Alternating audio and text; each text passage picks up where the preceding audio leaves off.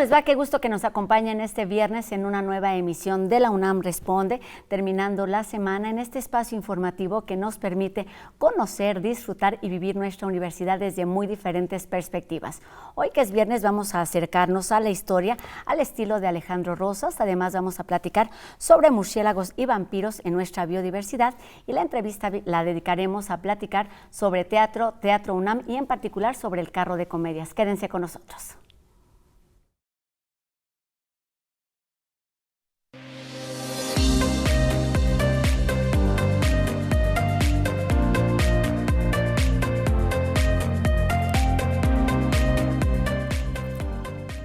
Contar historias a través del canto, el baile y el uso de instrumentos musicales, además de contribuir con la profesionalización de la comunidad teatral, además de formar públicos recorriendo plazas y espacios públicos, utilizando un remolque cargado de imaginación, creatividad y talento, son las cualidades del carro de comedias de la UNAM que estrena su propuesta 2024. Y para platicar de esta iniciativa de teatro itinerante, saludamos a Gabriela Ochoa, la actual directora de la obra y del carro de comedias. ¿Cómo estás, Gabriela? Muy bien, muchas gracias, Rosa. Gracias por la invitación. Pues gracias por estar aquí con nosotros de nueva cuenta en la UNAM Responde para platicar de una nueva iniciativa y eso haremos.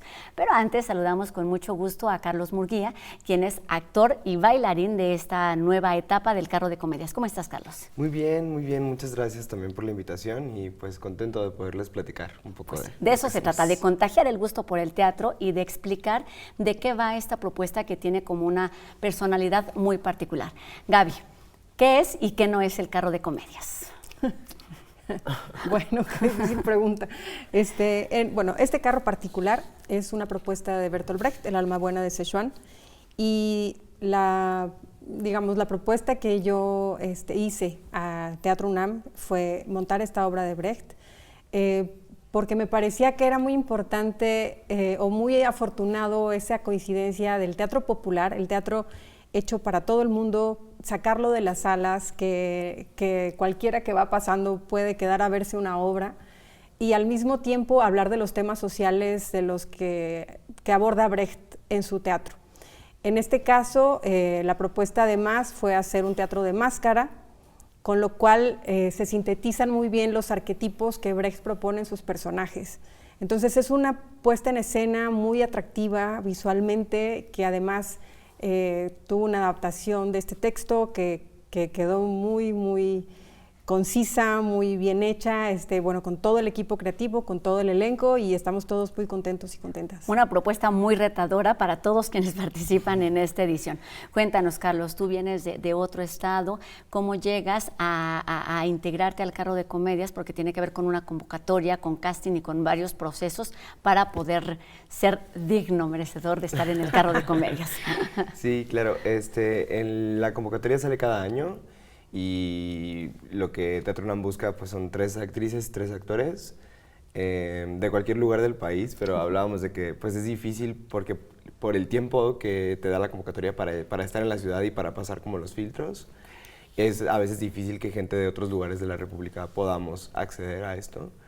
Pero afortunadamente en este elenco, por casualidad un poco, está un poco repartido en toda la República el elenco. Exacto. Somos de muchos lugares del país. Pues están aquí mostrando su talento y esto tiene que ver con lo que ya nos platicabas, Gaby. Cuéntanos un poquito el resto de la historia. Te preguntaba sobre el carro de comedias de esta edición, pero puedes ampliarnos un poco la idea de lo que es el carro de comedias y lo que busca en cuanto a la profesionalización de actores, en cuanto a la creatividad. Sí, pues la propuesta de la UNAM es que jóvenes recién egresados de las escuelas de actuación de todo el país, entre 24 y 27 años, puedan hacer audición. Entonces se hizo una convocatoria en donde creo que hubo un espacio para 80 personas o 120, no estoy segura. Yo creo que audicionamos, porque luego hay un filtro, ¿no? Que hay ciertos requisitos que no pasan, administrativos, digamos. Yo recuerdo haber hecho una audición el primer día de 40 personas, el segundo otras 40, al final de este segundo día hice una preselección, digamos, de 21 personas que que estuvieron en un taller de 5 horas en el tercer día. Una jornada muy intensa. Sí, todo ha sido muy intenso en este carro de comedias. Y al final de esa jornada fue seleccionar a 6 personas, 3 actores y 3 actrices, como bien decía Carlos, que fue dificilísimo porque pudieron haber salido 3 carros maravillosos. que hubiera sido muy relajante para quienes están ahí, porque se trata de un trabajo intenso. ¿Por qué es un trabajo complicado? No solamente son actores, sino son bailarines, sino tocan instrumentos, pero además se involucran en el montaje y en el desmontaje, digamos, de la escenografía completa. Cuéntanos del trabajo. Sí, claro, pues a mí me gusta mucho ese formato, creo que es algo de lo que más me movió para venir a hacer la audición, porque me gusta mucho esta cosa de que los actores lleguemos a los lugares y nosotros armemos nuestro escenario, luego demos función y luego nos vayamos en nuestro carrito. Así como. Entonces me parece como muy bonito y además a mí me gusta esta parte como de diseño escenográfico y de realización también. Entonces creo que el carro es como, pues eso, una oportunidad para que nosotros conozcamos, digamos, toda la mecánica teatral que hay detrás de, ¿no? Claro. Y pues las tablas que nos da la calle, ¿no? O sea, como enfrentarnos a todos los obstáculos que tiene la calle de ruido, de estímulos para la gente, ¿no? De como esta energía que tiene que estar puesta para lograr que la gente se quede viendo la obra y no se vaya a comprar un esquite. Sí. Es eso. Entonces, pues como que sí, es una gran escuela, yo creo. Esto por un lado, y por el otro lo que dice es el de no solamente ser actor, sino estar involucrado y ser consciente de todo el trabajo que implica tener una obra en escena, sea en un carro o en un teatro. Cuéntanos, Gaby, de la anécdota. ¿Qué tiene que ver, qué tiene que contarnos el alma buena de Szechuan?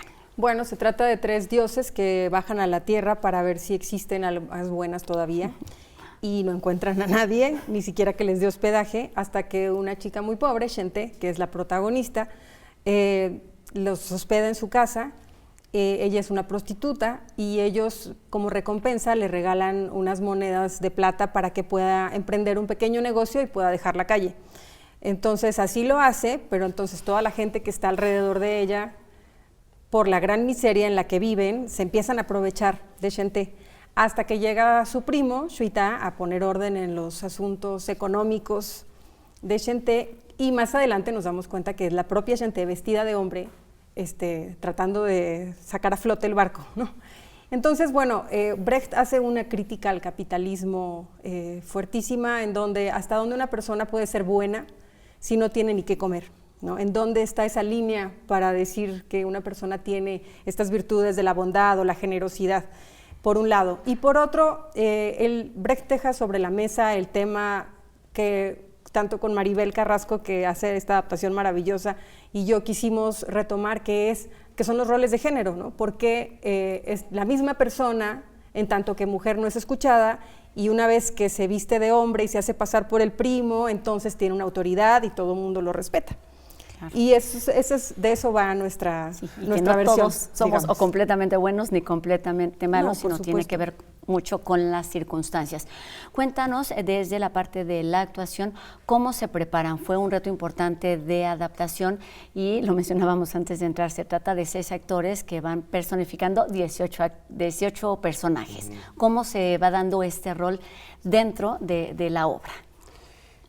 Pues, bueno, durante el proceso hicimos como exploraciones de muchos tipos como para lograr construir todos los personajes, y Gaby también nos compartió como todo este conocimiento que ella tiene acerca de la construcción de personajes a partir de la máscara.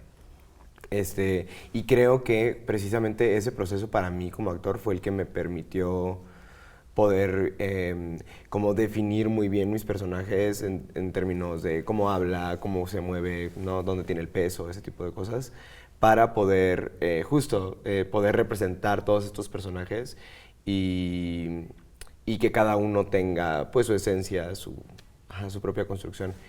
Y bueno, también fue difícil, de hecho en el proceso tuvimos que como ajustar algunas cositas porque justo pues somos muy poquitas personas y tenemos que estar como... Muy atentos. Ajá, muy atentos, y el tiempo que tenemos como para salir y cambiar de un personaje para el otro es como... Exacto. Requiere una buena condición. Mencionan algo importante que tiene que ver con la máscara y me parece que hay que destacarlo porque cada propuesta, cada nueva temporada del Carro de Comedias tiene pues eso, un sello personal de la dirección por la obra, por el montaje, aunque digamos todas estas características de bailar, actuar, contar permanecen. Cuéntanos en qué consiste esto de teatro de máscara o teatro con máscara, ¿cuál es lo correcto? Pues yo le digo teatro de máscara porque es un género en sí mismo. ¿Sí? No es, o sea, la máscara no termina siendo un adorno, no es un objeto del cual puedo prescindir o no, sino que si es teatro de máscara, quiere decir que estamos en un código particular y eso fue lo que trabajamos en esta puesta en escena. Yo en mis años de formación, hace muchos, esa fue mi escuela, digamos, mi escuela base fue la máscara de carácter. Y bueno, es la primera vez que dirijo una obra con máscara como tal, porque digamos que siempre ha estado presente en mi trabajo, pero como las bases, ¿no? Los principios de la máscara sin la máscara como objeto. En cambio aquí es una obra de máscara de principio a fin, excepto los narradores, en donde actores y actrices salen a narrar a cara descubierta, pero entonces todo lo que sucede en escena, toda la historia como nos la cuentan, es a partir de estos personajes en donde hay que sintetizar en el cuerpo del actor las actitudes, los subtextos, todo está codificado, digamos. Y es una labor ardua, entonces fueron muchas horas de ensayo, muchas horas de taller, fue un proceso muy, muy intensivo porque es corto, digamos, el tiempo que teníamos a partir de que pudimos comenzar al estreno. Pero bueno, la verdad es que yo estoy muy contenta y muy satisfecha además porque el proceso fue, si bien fue muy intenso, fue muy rico también. El elenco son unos chicos muy, muy comprometidos, muy talentosos, de verdad lo digo, y fue como... No porque esté Carlos, no porque esté habla de todo el equipo. No, de verdad, vayan a verlo, porque creo que se puede sentir mucho en las funciones, la energía que tienen, como el corazón que le ponen a la obra, creo que eso está ahí, y fue muy lindo reconectar con la máscara así, ¿cómo se dice? Formalmente, pues, reconectar nuevamente de esa manera. Entonces, bueno, yo estoy muy, muy contenta. ¿Cuál es el valor, cuál es el mérito de esta propuesta teniendo en consideración esto que nos acabas de decir, la recuperación de un instrumento o de una herramienta como es la máscara, el teniendo en cuenta que el Carro de Comedias es un teatro itinerante, están en distintos escenarios, que están adaptando un clásico del teatro, pero también en otros escenarios? ¿Cómo se van reuniendo, digamos, todos estos valores para presentar El alma buena de Sichuan? Ay, qué fuerte. Pues yo creo que hablando del carro en general es como un proyecto muy lindo por cómo nos permite tener, por ejemplo, primeros espectadores, ¿no? Gente que por primera vez se enfrenta al hecho teatral, ¿no? Claro. Y eso, pues, a mí me parece súper valioso porque el teatro... Yo pienso que el teatro debería llegar a esos lugares, ¿no? A donde la gente no puede acceder, digamos, también. Y creo también que retomar a Brecht y tomar o sea, poner foco en esta cuestión del género que Gaby mencionaba, me parece muy importante y me siento muy, muy orgulloso también de todo el equipo de mujeres creativas que hay detrás, como sosteniendo el trabajo. Creo que eso a mí me da como mucha seguridad de salir a defender ese discurso, que quizá yo como hombre pues no sea como algo que me toque, pero puedo ser un instrumento para contar esta historia, ¿no? A través de mi cuerpo y de lo que yo puedo hacer actoralmente. Y creo también que la máscara es como una herramienta súper chida para el teatro de calle y para además lo que decía Gaby ahorita, ¿no? O sea, como poder darle esta cosa arquetípica a los personajes y poder también a través de la máscara distanciarnos de ellos, ¿no? Que es un poco lo que Brecht busca, como poder observar desde fuera, que el espectador pueda desde fuera observar cuál es la situación y pueda entender, como racionalizar lo que está pasando, más que generar como una identificación pues con los personajes, aunque pueda suceder. Están bien bonitas todas estas reflexiones que pueden ser muy profundas, pero en verdad a la hora de estar frente a los actores, frente al carro de comedias, se vuelve una experiencia muy dinámica, muy sensible, porque todo esto que se trabaja a profundidad desde el guión, desde la preparación, se transmite de una manera muy clara y muy dinámica. ¿Cómo llegar ahí, Gaby? Ya para terminar, casi para terminar, en el sentido de hacer la invitación para que todos los públicos o más públicos se acerquen al teatro. Bueno, creo que como decíamos, está esta parte del discurso, el tema que hay detrás, que por un lado a mí me gusta mucho que no es panfletario, sino que está dentro del juego y que justo la máscara es algo que te atrapa inmediatamente. Claro. Si uno ve una máscara y dice, ¿qué está pasando? ¿Quién es ese personaje? Y además, al ser arquetípico, uno luego siente que conoce quiénes son esos personajes que están ahí, ¿no? Entonces creo que es un gran recurso para la calle, además de este carro que es itinerante como en la mejor tradición de la comedia del arte, de estos teatros medievales que iban con sus carromatos de pueblo en pueblo, ¿no? Claro. Contando estas historias, estas noticias, lo que fuera. Entonces me parece que es muy bonito porque es un teatro contemporáneo, pero que retoma estos elementos tradicionales de la máscara y que lo hace a través del juego. Por lo tanto, es una obra accesible para todo el público, es un teatro que realmente le habla a la gente, a todo el mundo, y creo que eso es lo más valioso. Saber que el teatro es un bien común, es un bien para todos y todos tenemos derecho a él, ¿no? Porque sí creo que si nunca has tenido ese acceso, puedes pensar que no, pues es que quién sabe qué estarán haciendo allá adentro, ¿no? Y eso no es para mí y es para todos. Y el mérito justo del carro de comedias es que si tú no sabes cómo llegar al teatro, este carro de comedias llega a ti. La invitación para disfrutarlos, dónde y cuándo los podemos ver. Carlos. Sí, vamos a estar mañana y pasado, sábado y domingo, en la explanada del Centro Cultural Universitario. Y luego nos vamos la siguiente semana a las jornadas alarconianas en Tasco y regresamos para dar el último domingo, función aquí a las 11 de la mañana, igual en el Centro Cultural. Pero las funciones son de forma, digamos, prácticamente constante, sábados y domingos aquí en el Centro Cultural Universitario a las 11 de la mañana. Sí, pero revisar la página porque hay muchas giras o luego funciones en donde van a dar una función mismo en la ciudad, pero en otro espacio, entonces para estar seguros que hay. Estar atentos y atentos de dónde podemos encontrarnos con este carro. Me gustaría mencionar al equipo creativo, si es posible. Tenemos un minutito, sí, Gaby, de una vez. Leo mi acordeón aquí. En la adaptación para teatro de calle, Maribel Carrasco, en la escenografía, Patricia Gutiérrez, en el vestuario, Fernanda García, en el diseño musical, Genaro Ochoa, en la asesoría coreográfica, Víctor Ciáñez Vaca, en las máscaras, la construcción de máscaras, Felipe Lara, y asistencia de dirección, Adriana Hoffman, y producción residente, Norma Mora. Muchas gracias. Reconocimiento. Y bueno, el carro de comedia lo coordina José Cremayer. Y bueno, todo Teatro UNAM, quisiera mencionar a todo el mundo, al elenco, a todos, pero bueno, vayan a vernos, ahí pueden descargar también el QR. El programa completo con toda la información. Efectivamente, un aplauso a todas y cada una de las personas que hacen posible que estas propuestas de teatro lleguen a todos los públicos posibles. Muchas gracias.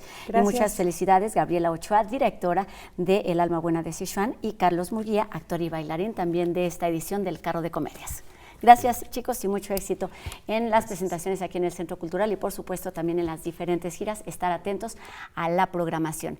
Y ahora hablamos de otro tema que tiene que ver también con Cultura UNAM, y es que el programa de puntos de Cultura UNAM dirigido a la comunidad de estudiantes ofrece esta vez la posibilidad de aprender sobre el arte de plasmar, divulgar y comunicar temas relacionados con la naturaleza y la ciencia. Esto en el taller virtual titulado Ilustración Científica más allá de la biología.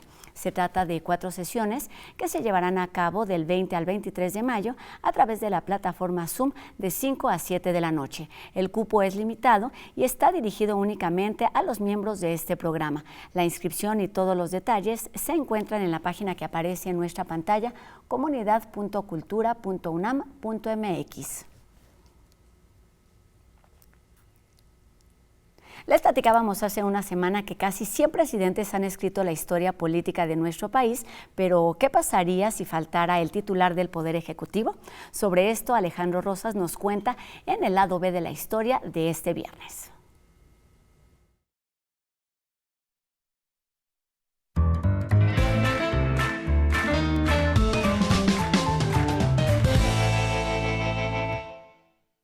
Hay muchos mitos acerca de qué ocurriría si el presidente de la República se ausenta de manera definitiva. ¿Quieren saber qué ocurriría? Acompáñenme en esta historia. Entre 1824 y 1857, los legisladores decidieron que si llegaba a ausentarse el presidente, el encargado del poder sería el vicepresidente. Durante muchos años existió esa figura. El problema fue que el vicepresidente era el candidato derrotado en las elecciones presidenciales, es decir, enemigo del ganador. Imagínense de pronto Andrés Manuel en la presidencia con Ricardo Anaya en la vicepresidencia. Ahí se las dejo. Esto, en el siglo XIX, propició un desastre y un caos. Debido a esta amarga experiencia, los constituyentes de 1857 decidieron eliminar la vicepresidencia. Entonces, decidieron que mejor, ante la ausencia del presidente, quien fuera el sustituto sería el presidente de la Suprema Corte de Justicia de la Nación. Bajo este principio fue que Benito Juárez llegó al poder por primera vez en 1858, cuando el presidente Comonfort desconoció la Constitución de 1857. Pero no tardaron en surgir las grillas. El periodo presidencial de Juárez se terminó en 1865, pero estábamos en plena guerra contra los franceses y el imperio. Aún así, el presidente de la Suprema Corte de Justicia, el general Jesús González Ortega, le dijo a Juárez: dame la presidencia, tú ya terminaste. Juárez le dijo cuernos y se quedó en el poder. Y hasta que no derrotó al imperio y a los franceses, fue cuando convocó a elecciones presidenciales. Bajo la dictadura de Porfirio Díaz, a nadie le interesó mucho este asunto de la sucesión presidencial en caso de ausencia del presidente. Sin embargo, para garantizar la continuidad de su proyecto, Porfirio Díaz estableció o restableció en 1904 la vicepresidencia de la República, que no sirvió para nada. Finalmente, los constituyentes de 1917 dijeron: ni la Suprema Corte de Justicia ni la vicepresidencia, quien elegirá el sustituto será el Congreso. En la actualidad, ante la ausencia definitiva del presidente, el secretario o secretaria de Gobernación asume el poder ejecutivo, en tanto el Congreso se reúne para elegir a un presidente. Si la ausencia del presidente es en los primeros 2 años del sexenio, el presidente que se elige es un interino. Él convoca elecciones y el ganador termina todo el sexenio. Si la ausencia del presidente es en los últimos 2 años de su sexenio, entonces el Congreso solo elige un presidente que se llamará sustituto para que termine lo que faltaba del sexenio. Como ven, no hay manera de que nos quedemos sin presidentes. Finalmente es una república y necesitamos un jefe del Ejecutivo. Esto fue el lado B de la historia.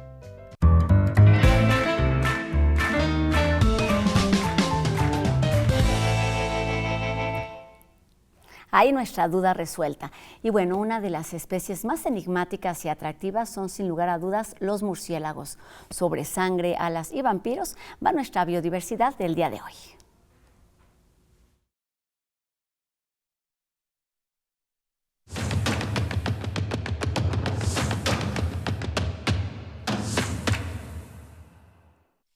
Si hablamos de murciélagos, ¿piensas en un temible Drácula? Lamentablemente, libros como Drácula o Entrevista con el vampiro le han dado mala fama a estos extraordinarios seres. Por eso hay que preguntarnos, ¿en verdad los murciélagos consumen sangre? ¿Acaso estos pequeños animales son tan malos como nos lo han hecho creer? La realidad es que son organismos fascinantes. Vayamos paso a paso. Los murciélagos habitan en casi todos los rincones del planeta, con excepción de los polos. Son los únicos mamíferos voladores y poseen un sentido de la vista limitado, por lo que generan ondas sonoras de alta frecuencia para orientarse, como si fuera el sonar de un submarino. Hoy sabemos que existen un poco más de 1.300 especies de murciélagos en el mundo, de las cuales 138 habitan en México. Cada una se ha adaptado al medio que la rodea. Contrario a la creencia popular, la mayoría come insectos, ayudando a controlar sus poblaciones y evitando que algunos se conviertan, por ejemplo, en plagas o en focos de transmisión de enfermedades. También hay algunos que degustan frutos y néctar de flores, polinizando a muchas especies y ayudando a la dispersión de sus semillas. Por otro lado, también existen murciélagos carnívoros que consumen desde pequeñas lagartijas, ranas y hasta peces. ¿Y los que chupan sangre? Pues es cierto que existen, pero mucho ojo. pues dentro de toda la diversidad de murciélagos que hay, únicamente 3 especies se alimentan de sangre. 2 de estas beben sangre de aves y la otra, conocida como murciélago vampiro común, se alimenta principalmente de sangre de ganado. Estas especies son originarias del continente americano y en nuestro país podemos encontrar a las 3. La narrativa popular ha pintado a los murciélagos como villanos, pero la realidad es que traen muchos beneficios como la mitigación de plagas y la polinización. En lugar de temerles, te invitamos a respetarlos y a cuidarlos como las extraordinarias criaturas que son.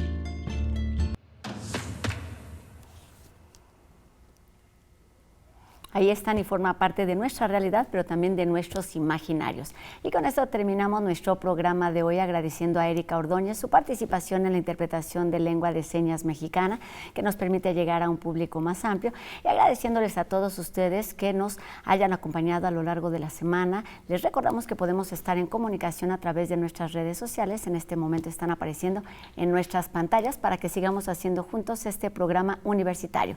Que tengan todos ustedes un excelente fin de semana. Disfrutemos del carro de comedias y de todas las propuestas que tiene nuestra universidad, y nos vemos aquí el próximo lunes en una nueva emisión de La UNAM Responde, 2:30 de la tarde, aquí en TV UNAM. Mi nombre es Rosa Brizuela. Adiós.